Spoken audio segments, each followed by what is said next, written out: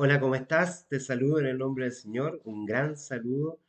Hemos estado dialogando, hemos estado conversando, hemos estado mirando a través de las Escrituras el cómo poder ser más comprometidos con el Señor. El Señor nos llama a ser parte del cuerpo de Cristo, Él nos invita a ser sus hijos de Dios y Él nos da las pautas a poder seguir con Él, ¿cierto? Para este caminar cristiano que queremos nosotros estar por la eternidad con el Señor Jesucristo. De una manera perseverante, porque aquel que persevera en el Señor podrá ser parte del reino de Dios. Y nosotros somos llamados a asumir un compromiso cristiano en cada una de las dimensiones que tenemos como personas. Y hay un compromiso muy importante, el cual también tenemos que mirar, que es cómo nosotros nos comportamos de una manera lícita, el cómo nosotros nos comportamos de una manera correcta, cómo desarrollamos una vida moral y ética en relación con las escrituras y también con un respeto social. Quiero invitarte a que podamos observar este tema que tiene que ver con un compromiso primeramente con la escritura, pero también con la ética y la moral. Así es que quiero llevarte a la Sagrada Escritura para tener un texto base, el cual lo encontramos en 1 Corintios 10. 1 Corintios 10, versículo 23 nos dice, todo me es lícito, pero no todo conviene. Todo me es lícito, pero no todo edifica. Con este, con este versículo que nos dice que las cosas son lícitas, pero no todas convienen, que aquellas cosas que si bien es cierto podemos hacer las cosas que me son lícitas, pero no todo me va a edificar, es que vamos a pedir la presencia del Espíritu Santo a través de la oración para que podamos comprender y edificarnos a través de esta reflexión cristiana de la Iglesia Bautista del Séptimo Día, observando primeramente lo que la palabra y el mensaje que está en ella nos pueda decir. Así es que te invito a que podamos orar al Señor. Querido Padre Celestial que moras en el cielo, te damos las infinitas gracias. Te pido, Señor, que tú puedas dirigir nuestra vida, puedas dirigir también este mensaje.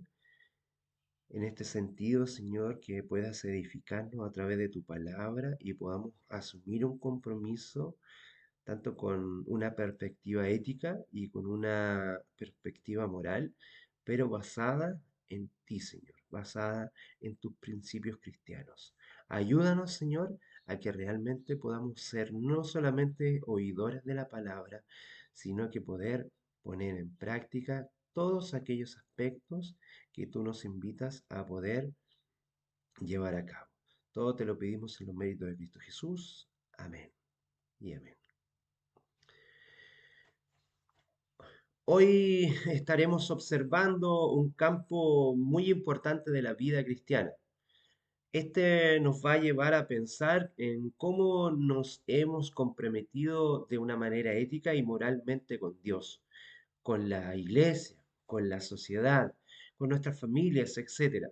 La ética y la moral son el resultado de una aplicación o experiencia de la palabra de Dios y por lo tanto afectan nuestras vidas en todas las dimensiones y las vidas de quienes nos rodean. Como dijo el apóstol Santiago en su carta, y sean hacedores de la palabra y no solo oyentes, enseñándose a sí mismos. Por lo tanto, la ética y la moral tienen que ver con la práctica de la palabra de Dios. Todavía podemos decir que la ética y la moral dan forma a nuestro carácter y por lo tanto definen nuestra reputación y no al revés.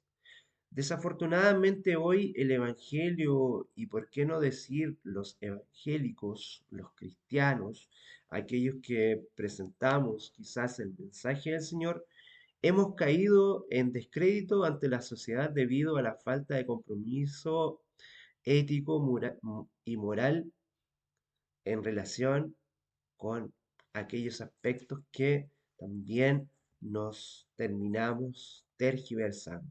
Y nuestra moral cristiana y muchos de los cristianos de los que profesamos seguir el Evangelio, hemos, eh, hemos errado y nos hemos equivocado en este caminar. Es por ello que es muy importante que la iglesia preste atención a este tema para que podamos ser realmente quienes podamos hacer una diferencia en el mundo malvado en el que hoy vivimos, en el mundo complejo, difícil, donde la ética y la moral son tan relativas que muchas veces en este actuar nuestro como cristianos nos confundimos diariamente. En primer lugar, hablemos un poco sobre aquellas palabras que hemos mencionado aquí. Son estas palabras claves de este tema, la ética y la moral. Estas son dos palabras bien conocidas, muy pronunciadas, pero como hemos mirado desde la introducción, no siempre son experimentadas. A menudo relacionamos estas dos palabras como sinónimos, es decir, tienen el mismo significado. Sin embargo, aunque están muy interconectadas y de hecho parecen ser lo mismo, la ética y la moral son diferentes en cómo las podemos aplicar. En estricto rigor, su aplicación es diferente, aunque siempre deben ir juntas para obtener un buen resultado. Veremos algunas definiciones detalladas de la palabra y luego la aplicación de algunos ejemplos en textos bíblicos para una mayor y una amplitud de la comprensión. La ética. Comenzaremos por la ética. La ética como ciencia puede entenderse como la parte de la filosofía que investiga los fundamentos de la moral adoptada por una cultura. O sea, la ética como una ciencia puede entenderse como aquella parte de la filosofía que investiga los fundamentos de la moral adoptada por una cultura. Fueron los filósofos griegos quienes comenzaron a estudiar estos fundamentos y luego edificaron sobre ello. A una persona la categorizaban como buena o mala, también un hecho, una acción, si era bueno o malo, y por estos motivos alguien puede clasificarse como ético o como alguien poco ético. La ética guía el carácter de las personas y cómo se pueden comportar en un entorno social. Ella es responsable de definir ciertas conductas en nuestra vida diaria. Por otro lado, encontramos la moral. La moral es un conjunto de reglas que guían el comportamiento del individuo dentro de una sociedad. Se puede adquirir a través de la cultura, la educación, la tradición, la religión y la vida cotidiana. En el caso de nosotros los cristianos es adquirida por la palabra del Señor. Veamos algunos ejemplos bíblicos donde la ética y la moral están muy presentes y entenderemos quizás mejor o de una manera más profunda este tema. Vamos a poner como ejemplo un primer texto que se encuentra en el Evangelio de Juan, capítulo 8, entre los versos 1 y 11. Te invito a que tú hagas lectura de él primeramente. Como bien dijimos, Juan 8, de los versos 1 al 11. Este es un texto bien conocido que aclara muy bien esta panorámica. muy bien la diferencia entre la moral y la ética y cómo Jesús lo trató. Moralmente, una mujer cometió un pecado digno de muerte. Dice, vamos a parafrasear algunos de los aspectos que tiene este mensaje, ya que tú puedes leer perfectamente el capítulo completo. Los primeros versículos son introductorios, pero ya en el verso 4 y 5 dice, le dijeron, maestro, esta mujer ha sido sorprendida en el acto mismo del adulterio. Y en la ley nos mandó Moisés a apedrear a tales mujeres. ¿Tú pues qué dices? Los versos 4 y 5. Bueno, eh, este tema ya lo hemos conversado más de una oportunidad y sabemos que claramente la muerte de las personas involucradas en el adulterio estaba pres- prescrita por la ley. Levítico 20, verso 10, Deuteronomio 22, 22, la mujer y el hombre debían ser muertos.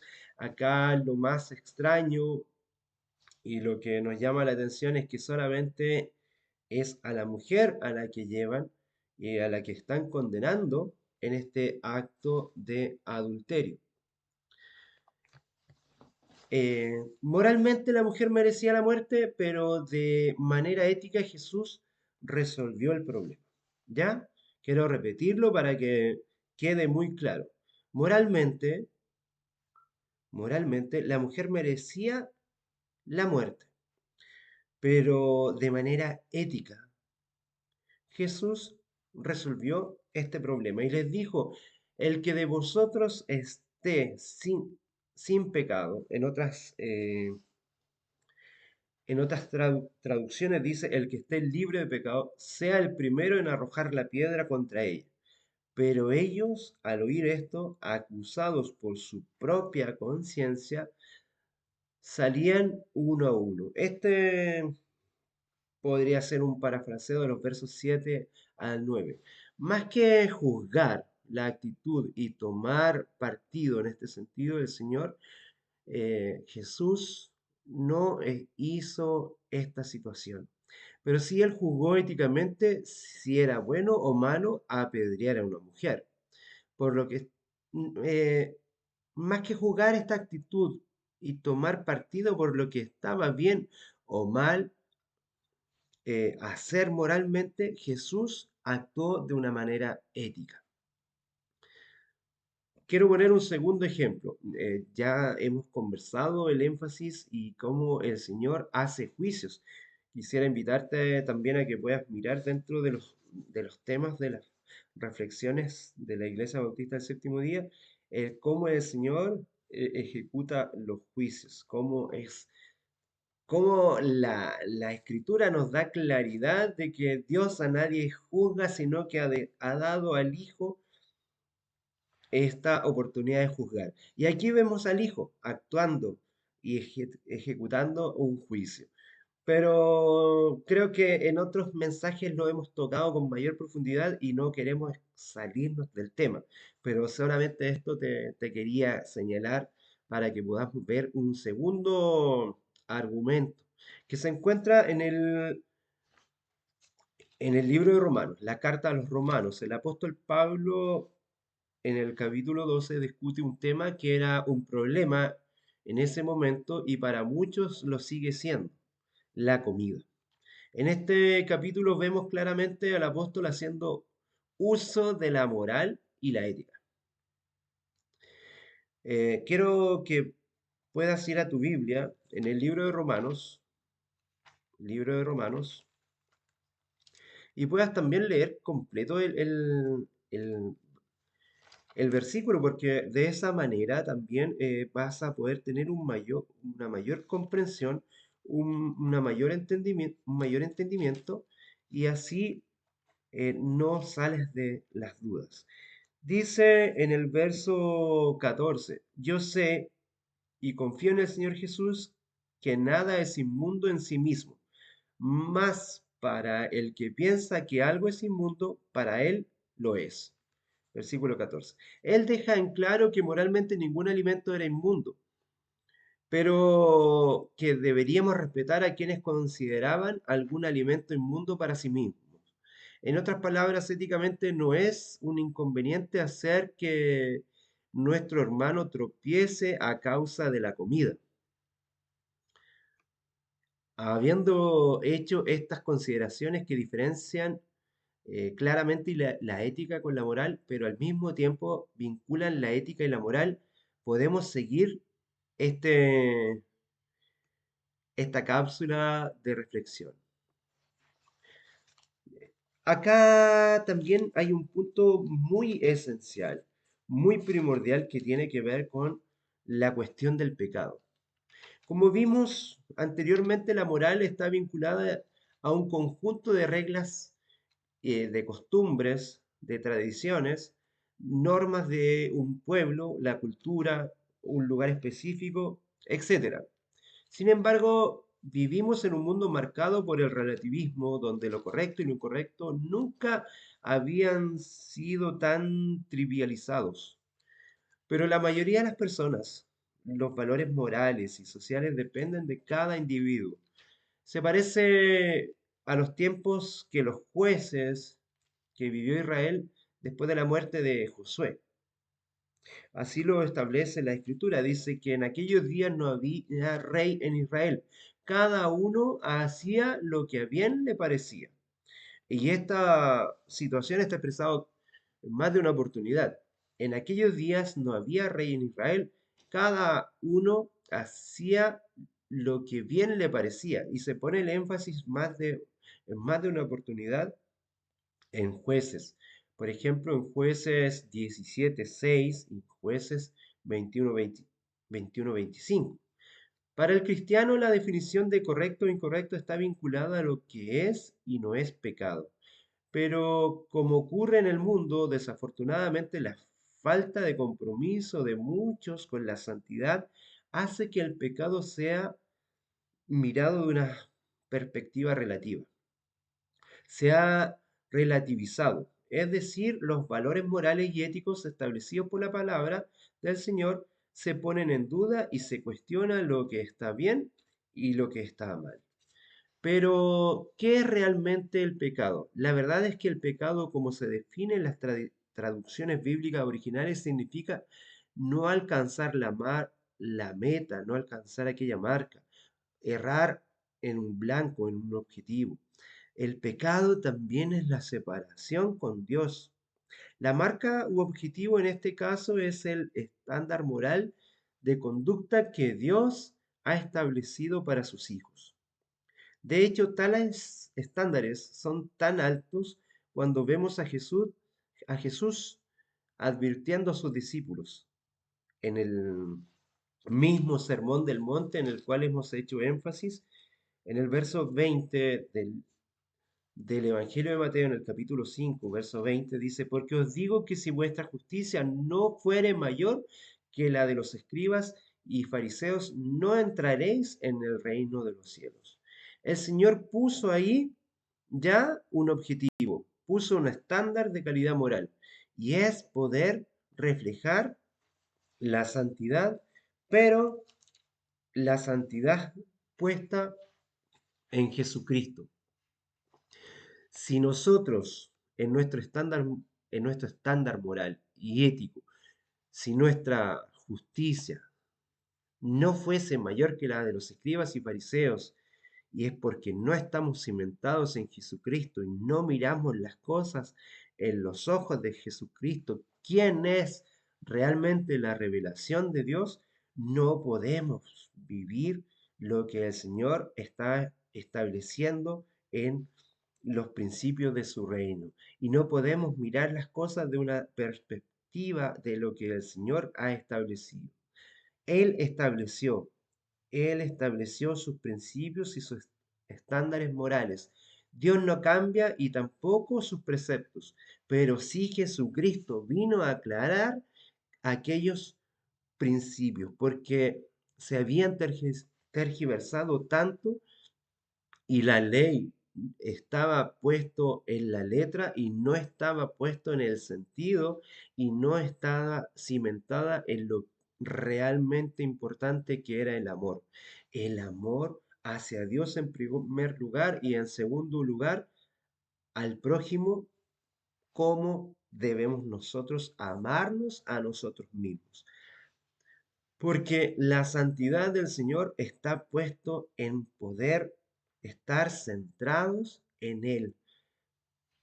Porque si nosotros miramos claramente lo que dice el apóstol Pablo, hablando incluso de él mismo, dice en Romanos 7:19, porque no hago el bien que quiero, sino el mal que no quiero. Eso es lo que hago.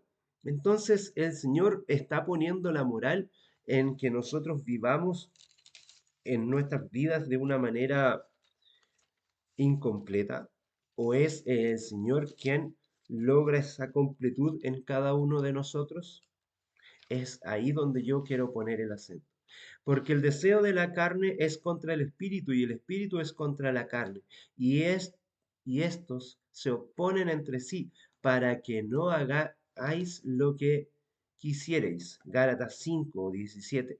Es por eso que tú y yo debemos vivir en el espíritu. Andad en el espíritu, dice el Señor.